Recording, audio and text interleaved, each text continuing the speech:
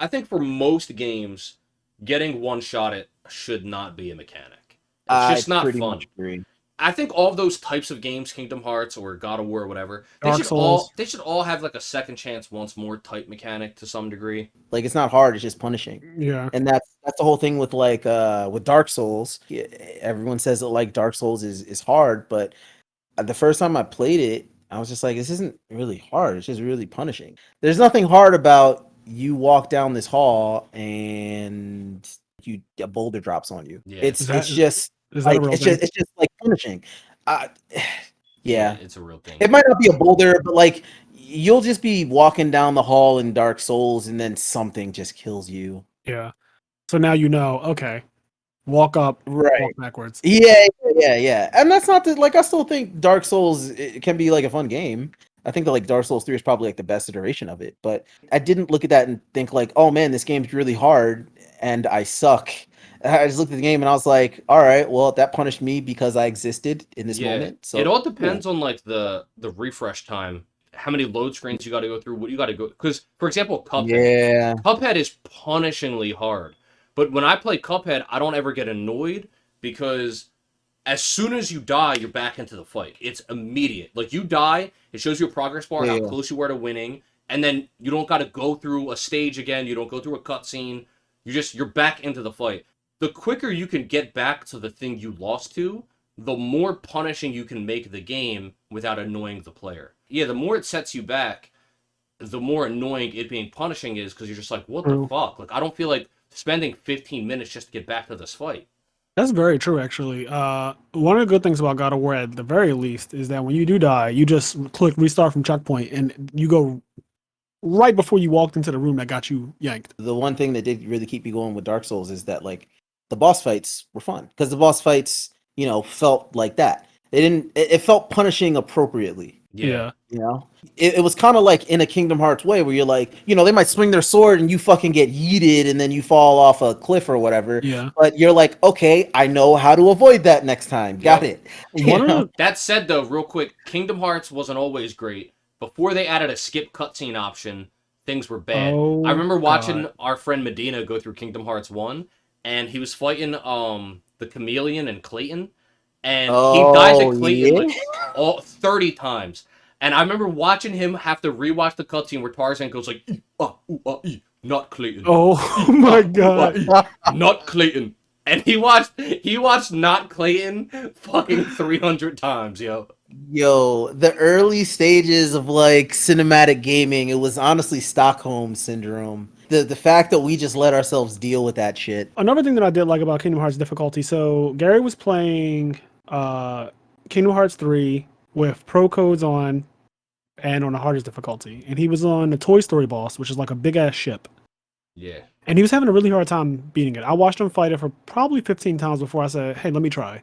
Mind you, I hadn't played Kingdom Hearts 3 in over a year because I beat it, the first 2 days it came out. Pretty much never went back to it. So it had been a while. But I grabbed the controller after watching him do what he was doing. And I was like, I'm pretty sure I could do this too and maybe even improve upon it. And I immediately, he was like, holy shit. Like I grabbed the controller and I immediately took it to the last part. The last part is the realm kind of transforms where you fight it at and it becomes like this dark room and it does this part where you have to do a shot lock. Yep. I like bosses that escalate like that. That is such a cool thing to me because what it did for me when Gary had a hard time wrapping his mind around it at first, I said, why don't you break the fight down into segments? Basically, just in your head, tell yourself, I just need to get past part one of the fight. In part one of the fight, you kind of beat up the top of the ship and then it turns upside down and it kind of does a barrel roll to get away from you. Yep. And then it's going to do an attack. It charges a blast and you can either reflect it or you can just outright dodge it. But I basically like trivialized each phase of the fight because it's all, like you said, it's patterns, but it's also punish game and things like that. Yep. So it's like when he does this, you can punish it here. And basically, the first time I picked up a controller after not having played Kingdom Hearts in like over a year, I was able to take it to the last part and then I died. Yeah, because I didn't know what to do. Yeah, but because you were able to watch Gary do it so many times, you saw what to do when you picked. I was like, okay, this is what you like. Yeah, exactly. I was able to execute what he wasn't doing, and that's basically I just sectioned the fight. That's really in my head. Yeah. All I did was section off. I was like, okay, you do this when he does this. You do this when he does this. That's what you do for the super bosses too. When you go through the super bosses, basically they'll do something, and you're like, what the fuck was that? and you just die, and you're like, how? Like, that's so stupid. There's nothing I can do there. At first, and then, yes, it's a shock factor. Yeah, and then like a try or two later, you're like, oh. Like, I'm certain that the young Xehanort doing his fucking crazy ass move with that energy whip. Once I figure out what to do for that situation, I never did.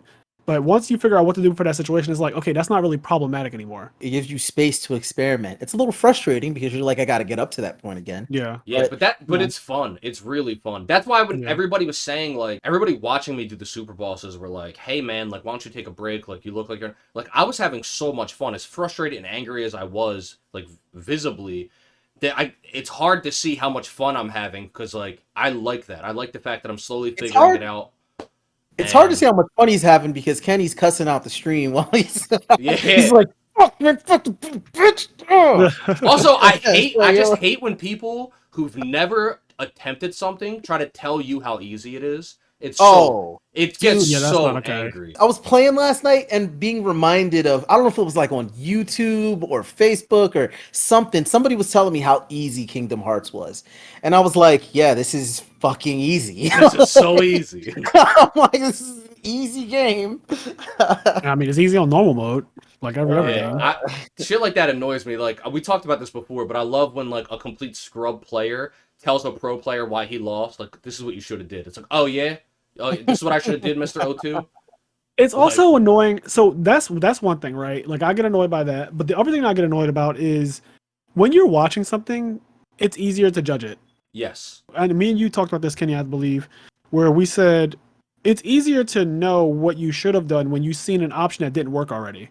Yes, because you're like, oh, well, obviously you should have did this. But your brain is a state where you saw what failed. And you're like, oh, yeah, well, I mean, he should have did this. I can also vouch for when you're playing something, because of the brain power it takes to play something, right? To input commands, or if you're playing a card game, to think out your moves, it's hard to see all the things that somebody who's simply spectating sees. Yes, because they don't have to go through the matrix of pressure. Like, they're not dealing with the other person pressing buttons in their fucking face. Exactly. So when Gary was fighting the Toy Story boss, he's focused on fighting the Toy Story boss. He's focused on his inputs. He's focused on living because he was on the pro code. So if he got hit once, when it shoots the missiles up in the air, if he gets hit by one missile, he dies. Yep. So he's focused on not getting hit, focused on doing damage, focused on getting to the next level. Well, meanwhile, I'm just watching.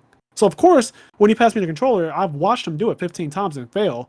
I know, like, okay, I didn't have to go through that. Yep. I can just pick up the controller and just, like, eliminate so many options that he tried. Yeah. From the get-go. And that doesn't make you 3,000 times better than Gary. No. That just means that you sat there and were able to watch and, like, absorb the information. I have a spectator's mindset going into it. And then what also was cool about it is, so what ended up happening was Gary would, like, you know what, after every 3 tries or so, I'll pass the controller to you, and then you'll try 3 times, and we'll go back and forth and see who beats it first. And he ended up beating it first, which I was happy about because I just happened to walk in on him playing Kingdom Hearts 3. So it'd have been kind of ridiculous for me to pick up the controller on a Pro Codes boss on a hardest difficulty, one hit, constantly taking damage, like it had that whole thing going on. And for me to just come in and be like, oh, I'll just beat this boss, that would have been wild. He even said, like, I was actually scared that you were going to beat it before me because I got it to the point where I was like... He would have been so depressed. I got to the point where I was like a combo or 2 away. Like, he can say... He'll tell you, like, I was literally a combo or 2 away. I just didn't know what to do. It got to a point where I was like, I actually don't know what I'm doing. Yeah. Here. That happened to me and Ant when we fought Lingering Will. We got him down to, like, almost dead. And then we continued to fight him for, like, 6 more hours or some shit because, like... Yo, you know when you, like... He had so many tricks. You get into a boss fight and you just got like that lucky run that's like the 3rd run, like the 2nd or the 3rd run, and it's like the lucky run and you're down on the last bar and you're like, yeah, this is just easy, and then you proceed to fight them for the rest of time and you're like, many times has happened to me. What happened? I've had those runs.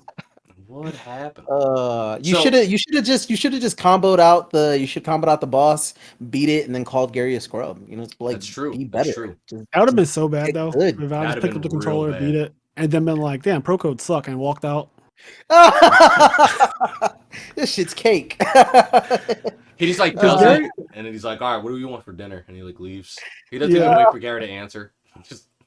Gary even admitted, he was like, when your first run, you were just beating the shit out of it, and I was like, holy fuck, is this guy really not going to get hit? Yeah. There is something to when you've been doing something for a while and then coming back to it later and doing Yes. it again, that you just like beat it. I can't tell you how many times like a part in a game just kicks my ass and I put it down for the night and then I come back and then the next day I'm like, wait, why was that hard? That happened to Medina when we played Monster Hunter World. We were playing on PS4. He came over to do like a LAN party with me, and one of the bosses, or one of the monsters, I guess, is Elder Dragon Nergigante. He's the flagship monster, Monster Hunter World. So the first day that Medina came over to play it with me, I let him fight it on his own because he requested that. So he was fighting it, and he was getting fucking bodied. And this went on for at least an hour of me just sitting there watching him lose. I didn't comment because I didn't want to annoy him. I was just kind of like watching. I was like, yep. Same thing I did with Gary. Like, I didn't say anything. I just kind of watched him play. Because people, it's kind of annoying to just have somebody be like, oh, do this. Or why don't you do this? Or, oh, that move keeps getting you. Like, I just kind of don't say any. I just watched. I didn't say a single thing. It's so annoying. And then after an hour went by, I said, yo. Hey guys, if you like this clip, we have full video versions of our podcast episodes available on the IMNerd Patreon, as well as exclusive content. If you'd like to listen to our full podcast episodes or find us on any other social media platforms, you can do so by clicking the link tree below.